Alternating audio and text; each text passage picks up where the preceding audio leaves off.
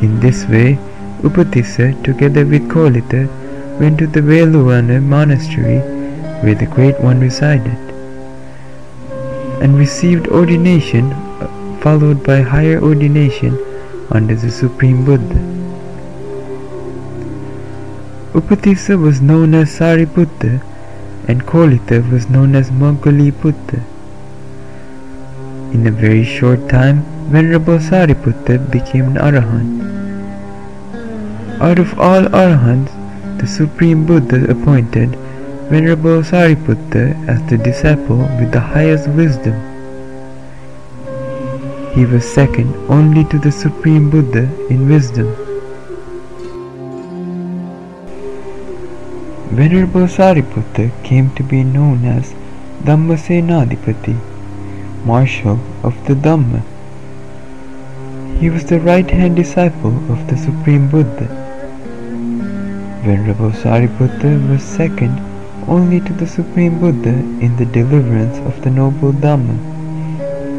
His 3 brothers and 3 sisters also became disciples of the Supreme Buddha and attained arahantship. They were most Venerable Upasena, Venerable Chunda, Venerable Revata, and Bhikkhuni Chala, Bhikkhuni Upachala, and Bhikkhuni Sisupachala. Many times Venerable Sariputta was praised by the Supreme Buddha. He became a field of merits to both humans and devas.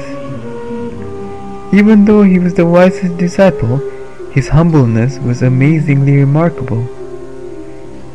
Before going to sleep, he had the habit of worshipping Venerable Assaji, the noble one who taught him the first Dhamma verse.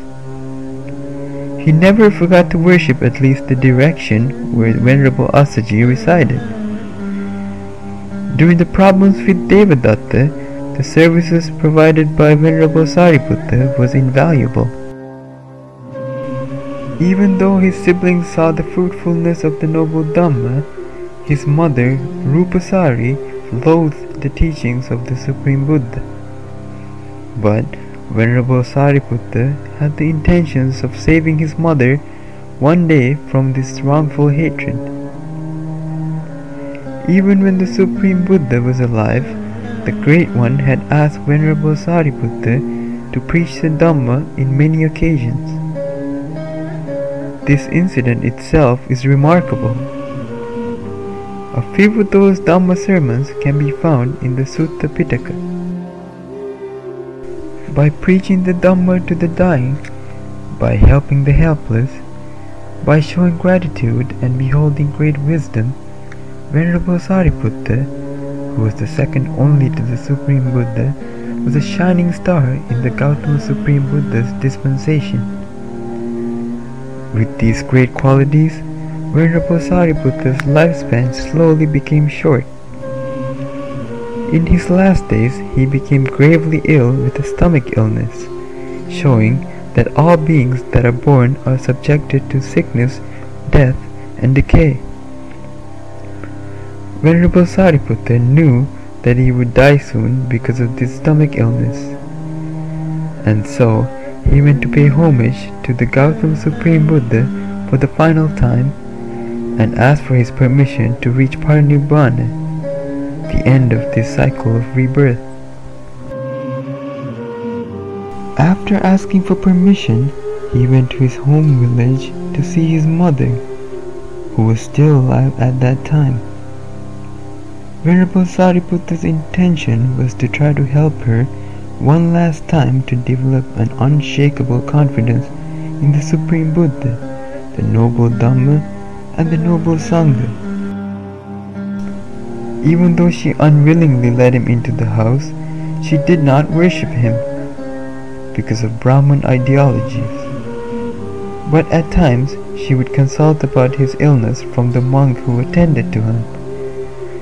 At times, when she saw that the spittoons were filled with bloody vomit due to the bloody diarrhea, her heart slightly softened. At dawn, the 4 divine king's sons came to Rupasari Brahman's house with illuminating lights. and asked for permission to attend to Venerable Sariputta's needs. But Venerable Sariputta denied their request. This incident was closely watched by Rupasari Brahman. Then great Sakra and the great Brahma came to worship Venerable Sariputta. By witnessing this incident, Rupasari Brahman was ecstatic as she realized that even the great Brahma, to whom Brahmins worship, pays homage to her son, Venerable Sariputta.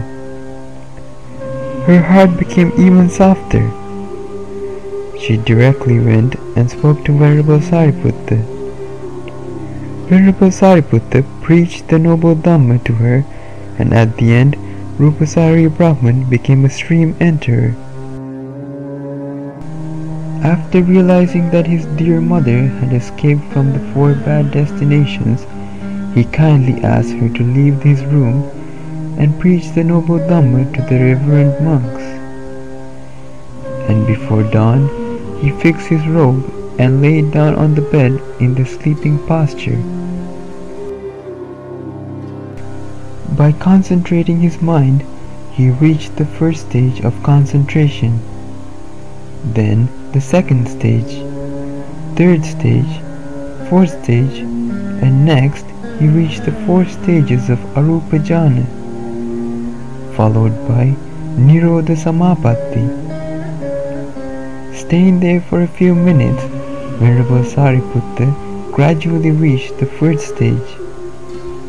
Then again from the first stage to the second, and from the second stage reaching the third, and from the third stage reaching the fourth, and from the fourth stage the most Venerable Sariputta, the greatest wisdom bearer of all Arahants, the marshal of the Dhamma, and the right-hand disciple of the Gautam Supreme Buddha, reached Parinibbana, just as the extinguishing of a flame from a burning